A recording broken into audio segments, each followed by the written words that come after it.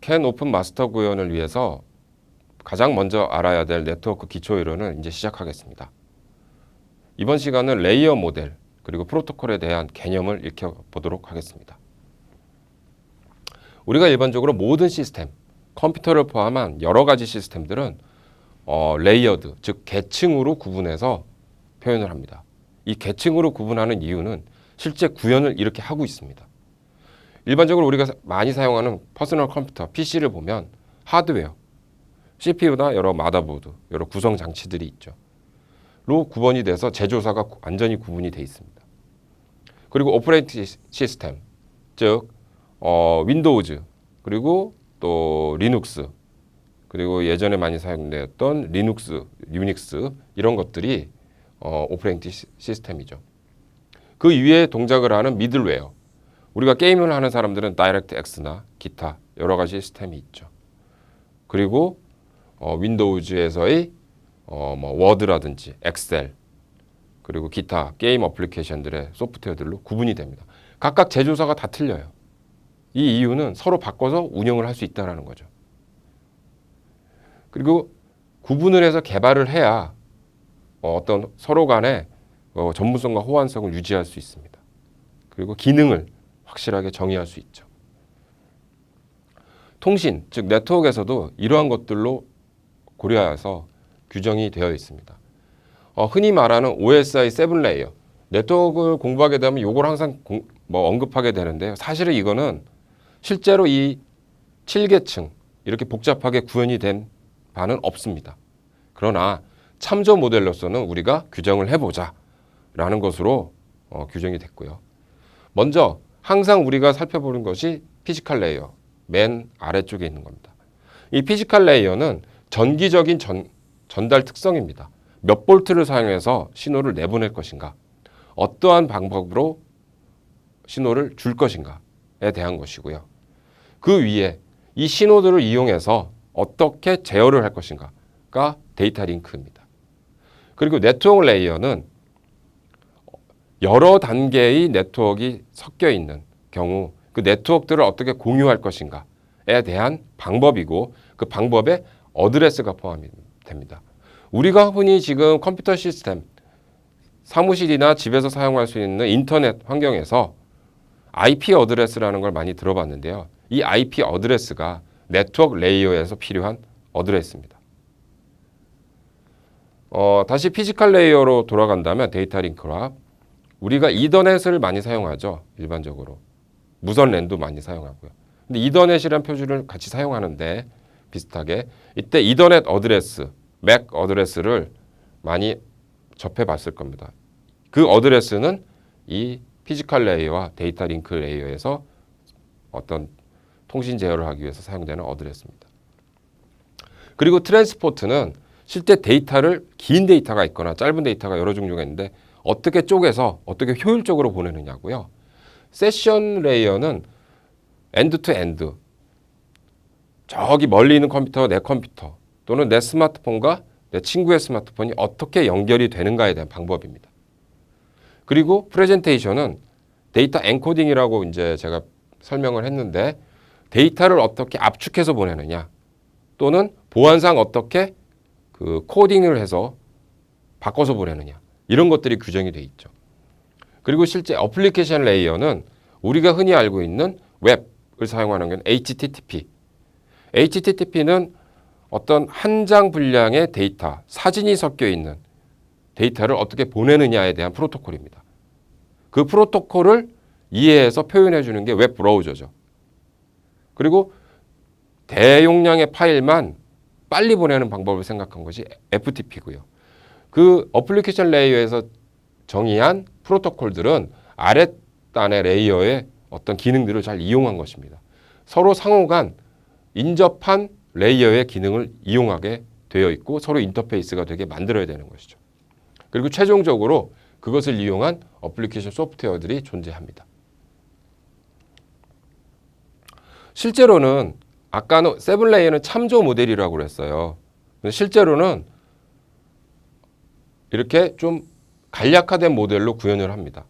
어플리케이션 레이어, 프레젠테이션, 세션 다 포함을 해서 그냥 어플리케이션 레이어로 많이 통합이 되어 있고요. 때로는 트랜스포트까지 포함을 하는 경우가 있습니다. 그리고 네트워크, 그리고 데이터 링크, 피지컬은 항상 공통적으로 많이 들어가 있죠. 왜 네트워크는 항상 들어갈 수밖에 없냐면 우리가 사용하는 인터넷이라는 것은 네트워크들의 연결이에요. 그럼 네트워크가 네트워크에 연결해서 서로 지나가야 되는 어떤 방법이 필요하거든요. 그래서 이 네트워크 레이어가 우리 인터넷에서 항상 많이 꼭 들어가 있죠. 헌데 실제 제어를 위한 네트워크는 여러 네트워크가 복잡하게 엮여 있지 않아요. 하나의 네트워크만 많이 생각을 하죠. 그래서 실제 필드 네트워크, 또 캔, 이더캣 등에서는 이 부분이 많이 생략이 되어 있습니다.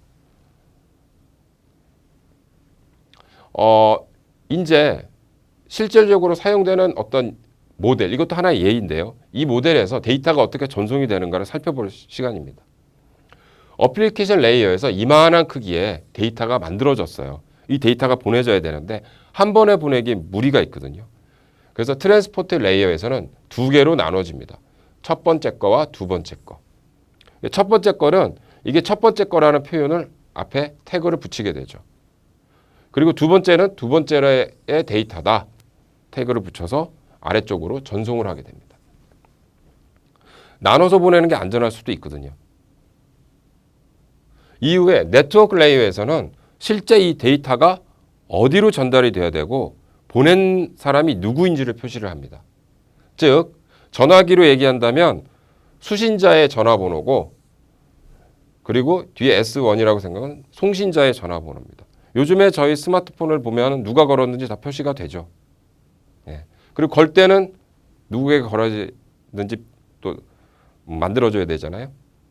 그렇게 돼서 또 태그가 붙어서 네트워크 레이어에서는 아래 데이터 링크 레이어로 보내지게 됩니다. 데이터 링크 레이어에서는 또 주소를 써요. 좀 중복되는 경향이 있죠. 똑같이 도착지 그리고 출발지에 대한 태그를 각각 붙여서 또 피지컬 레이어를 보내게 되고 이 피지컬 레이어에서는 전기적인 신호로 바꿔서 전송을 하게 됩니다. 이 중복에 대해서 언급을 좀 해봐야겠는데요. 필드 네트워크에서는 중요한 건 아닌데 일반적으로 좀 네트워크에 대한 기본 개념은 이해해야 되니까 설명을 하겠습니다.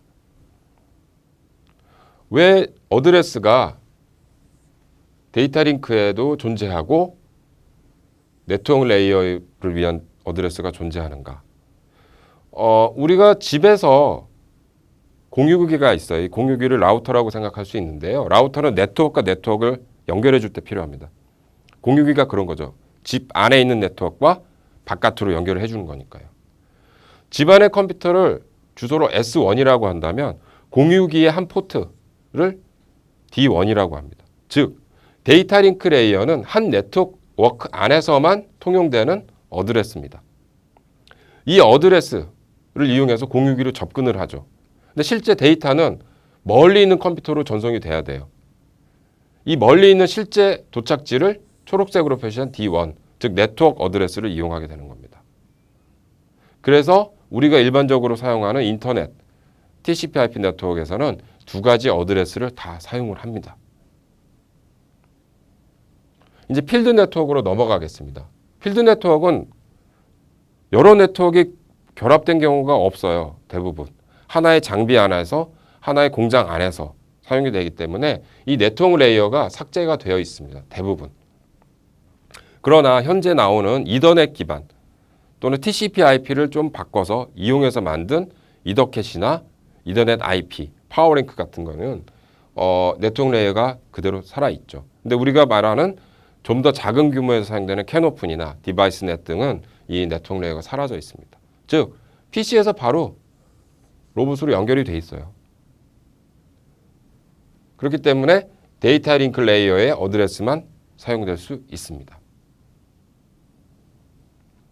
다음 실제 프로토콜의 개념에 대해서 살펴보겠습니다. 이 프로토콜은 우리가 계층으로 나눠서 구조를 설명을 할 수가 있는데 이 계층, 각 계층 간의 약속입니다. 이 계층 간에 주고받는 메시지가 구현이 되어 있는 거죠. 약속이 되어 있고요. 그래서 실제로 우리가 제어를 뭐 예를 든다면 유저 어플리케이션에서 로봇을 움직이라는 명령을 위해서 API를 호출했어요. 그럼 어플리케이션 레이어에서 정의된 그 함수들은 move라는 메시지를 만들어서 트랜스포트 레이어로 보내주고 트랜스포트 레이어에서는 이것을 요청이라는 것으로 딱 태깅을 해서 이거는 뭐 움직이라는 요청이에요 라고 표시를 하게 됩니다. 그리고 데이터 링크 레이어에서는 어드레스 표시가 필요하다고 그랬죠. 어디로 전달돼야 될지. 1번 로봇으로 이 요청을 전달해라 라고 표시를 합니다. 그래서 실제 로봇으로 전달이 되고 로봇은 자기의 아이디가 맞다라고 표시하면 인식을 하면 요청이라는 그 명령을 위로 전달하게 됩니다. 즉 여기와 여기에 메시지 포맷이 같아요. 즉 이런 메시지 포맷이 프로토콜입니다. 그리고 이 프로토콜은 같은 계층끼리만 통용이 된다라는 거죠. 그래서 하나의 시스템에도 여러 프로토콜이 다 존재를 하게 됩니다. 그래서 이제 프로토콜에 대한 이해가 됐고요. 다음 시간부터는 실제 프로토콜에 대해서 좀 더 깊게 얘기해 보도록 하겠습니다.